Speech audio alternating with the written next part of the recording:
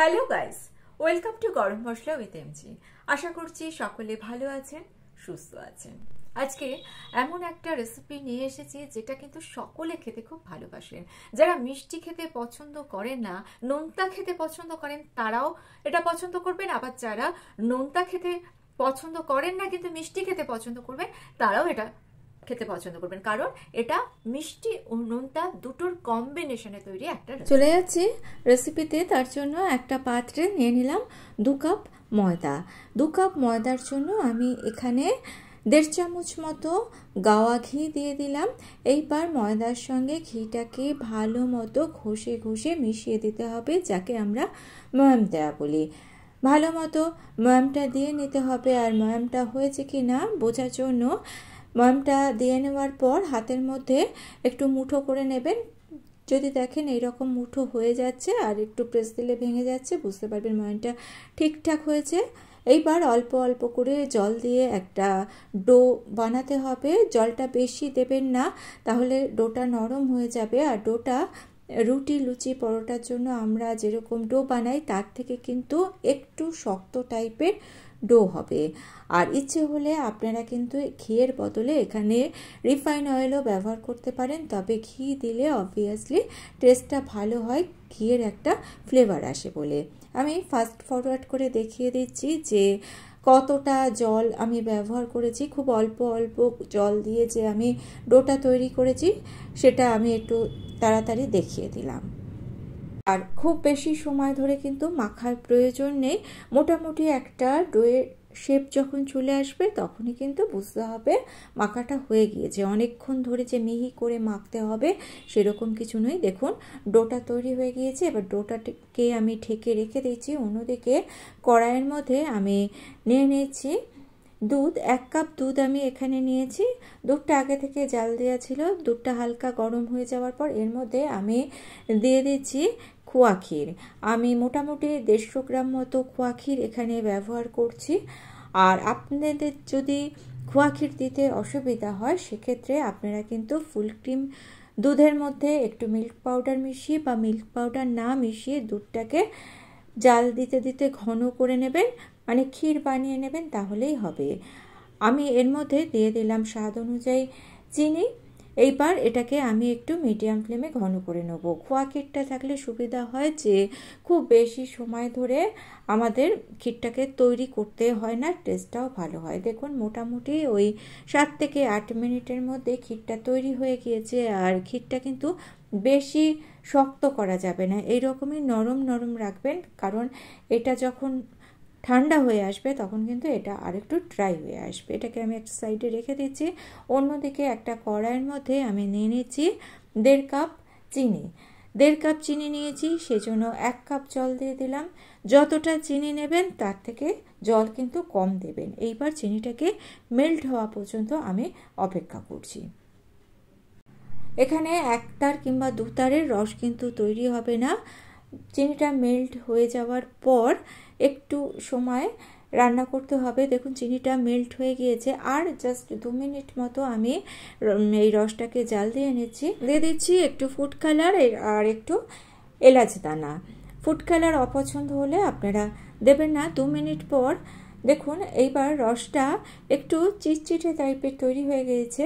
আমি একটু হাত দিয়ে দেখে নিচ্ছি।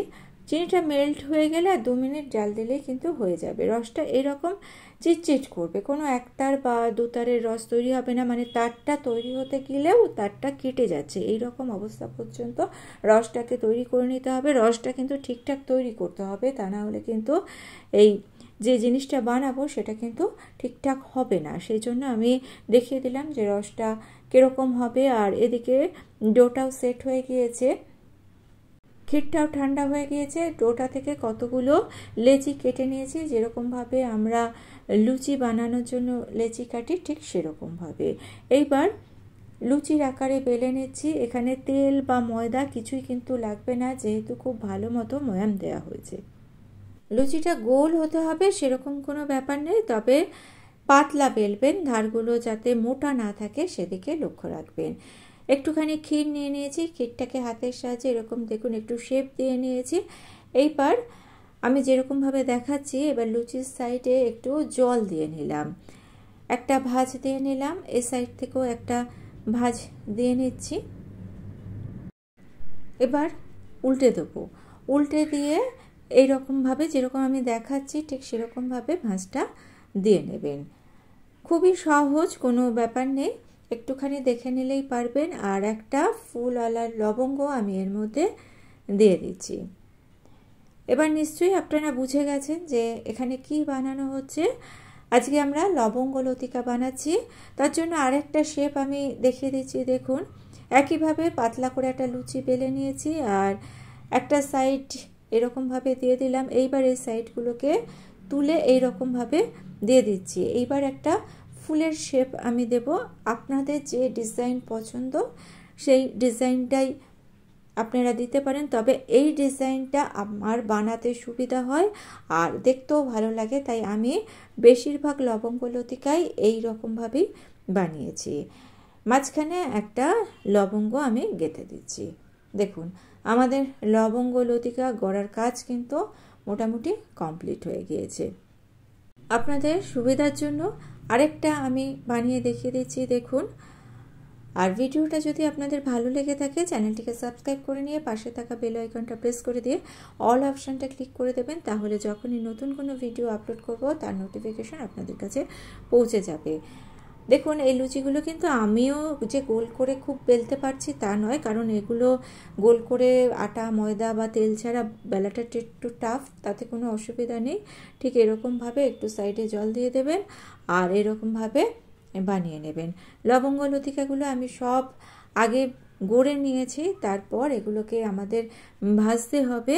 তার জন্য একটা ফ্রাইং প্যানের মধ্যে বেশ কিছুটা রিফাইন অয়েল কিন্তু আমি দিয়ে দিলাম। তেলের পরিমাণ অবভিয়াসলি একটু বেশি লাগবে, কারণ এখানে ডিপ ফ্রাই করা হবে। আর তেলটা কিন্তু গরম হবে না, তেলটা যখন হালকা গরম থাকবে তখন কিন্তু এই লবঙ্গ লতিকাগুলোকে আমাদের ছেড়ে দিতে হবে। এই ব্যাপারটা কিন্তু খেয়াল রাখবেন। তেল যদি গরম করে ফেলেন তাহলে কিন্তু ভেতর থেকে কাঁচা থেকে যাবে, লবঙ্গ লতিকাগুলো ভাজাও হবে না।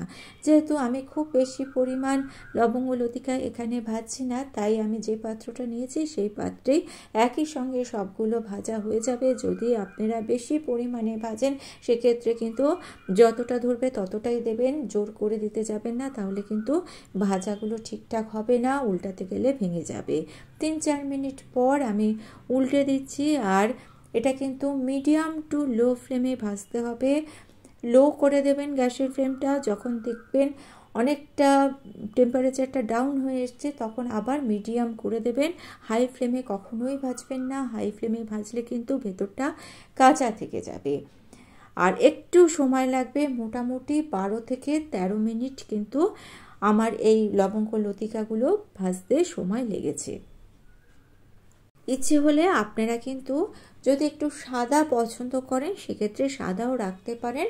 লো টু মিডিয়াম ফ্লেমে ভাজবেন, তাহলে ভেতরটা তৈরি হয়ে যাবে, মানে ভেতরটার কাঁচা থাকবে না। সাদা রাখলেও কোনো অসুবিধা নেই, তবে আমার একটু ব্রাউন কালার ভালো লাগে, তাই আমি একটু কড়া করে বা ব্রাউন করে ভেজে নিয়েছি। এইবার আমি তুলে নিচ্ছি, এর থেকে বেশি ভাজলে আবার পুড়ে যাবে। আর রসটা ঠান্ডা হয়ে গিয়েছিল, আমি গ্যাসে রসটাকে বসিয়ে দিয়েছি, রসটা গরম হয়ে গিয়েছে। অবশ্যই কিন্তু রসটাকে গরম করে নেবেন, এই টিপসগুলো কিন্তু ফলো করবেন, তা না হলে কিন্তু এই রেসিপিটা ঠিকঠাক হবে না। এইবার গরম রসের মধ্যে লবঙ্গ লতিকাগুলো ফেলে দিচ্ছি, দুটোই গরম থাকবে, রসও গরম থাকবে, লবঙ্গ লতিকাও গরম থাকবে। সব লবঙ্গ লতিকাগুলোকে একসঙ্গেই আমি দিয়ে দিচ্ছি। প্রথমে আমি অল্প কাটা দিয়েছিলাম, দেখলাম জায়গা হয়ে গিয়েছে, তাই পরে দিয়ে দিচ্ছি। আর হাতার সাহায্যে রসটাকে এরকমভাবে একটু উপরে উপর দিয়ে দিচ্ছি আর লবঙ্গ লতিকাগুলোকে একটু নাড়াচাড়া করে দিলাম। রেসিপিটা খুব সোজা, কিন্তু টিপসগুলো একটু ফলো করবেন, তা না হলে ভাববেন যে কি ভিডিও দেখালো, যে আমি বানাতে গেলাম একেবারে বিচ্ছিরি হয়ে গেল। তো সেটা কখনোই হবে না যদি আপনারা এই স্টেপগুলো ফলো করেন।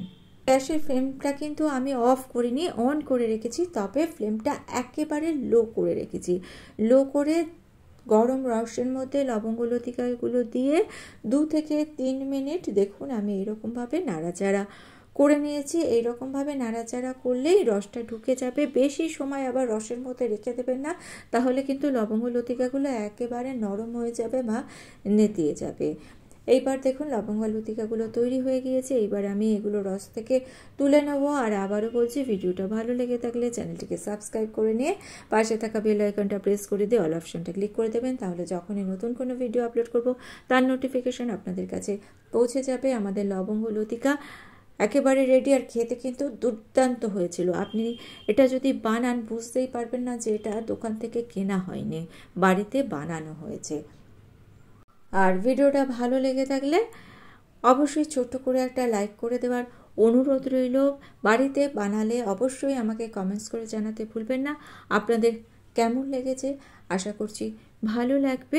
আজকে তাহলে এই পর্যন্ত। Thanks for watching.